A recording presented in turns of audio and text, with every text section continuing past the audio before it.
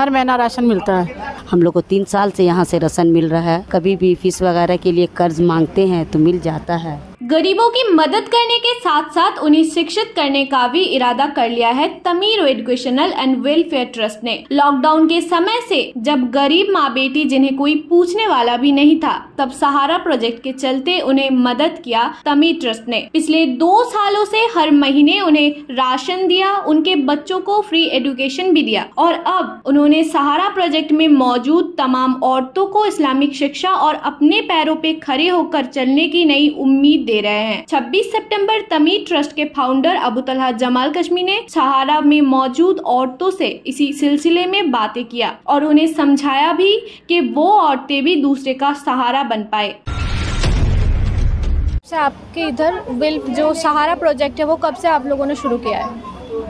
बिस्मिल्लाहिर्रहमानिर्रहीम। देखिए 100 वीक्स लिखा हुआ है आपको 2 साल पहले 2020 में लॉकडाउन के बाद ये हम लोगों का एक प्रोजेक्ट इस्टेब्लिशमेंट हम लोगों का था, क्योंकि अल्लाह और अल्लाह के रसूल का हुक्म है कि बेवाओं और मिस्किनों की ज़रूरतों का ख्याल रखने वाला अल्लाह की राह में जिहाद करने वाले की तरह। असल जिहाद यही है, क्योंकि माशरे में जो कमज़ोर तबका है उनका ख्याल नहीं रखेंगे तो माशरा नीचे जाता जाएगा।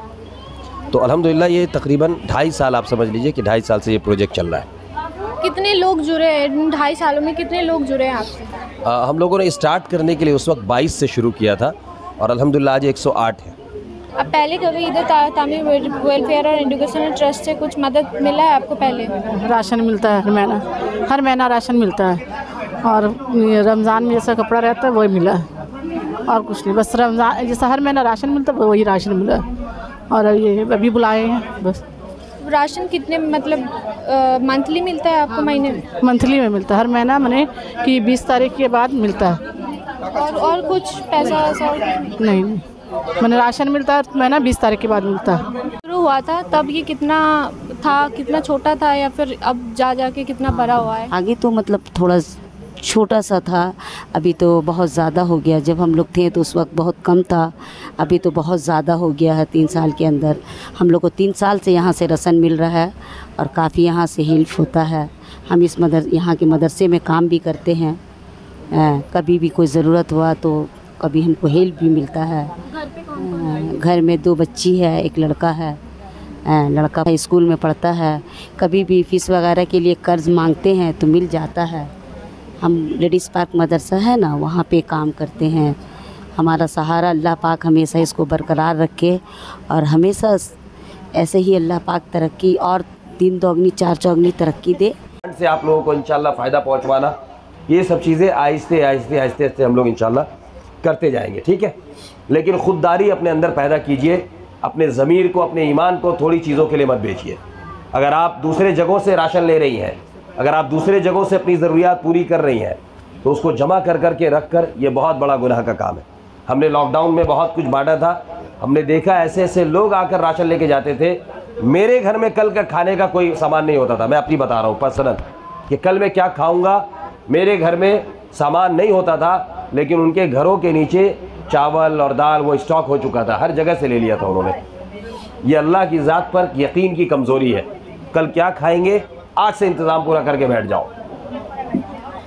हमारे मुसलमान ऐसे होते थे जो सिर्फ आज के बारे में सोचते थे।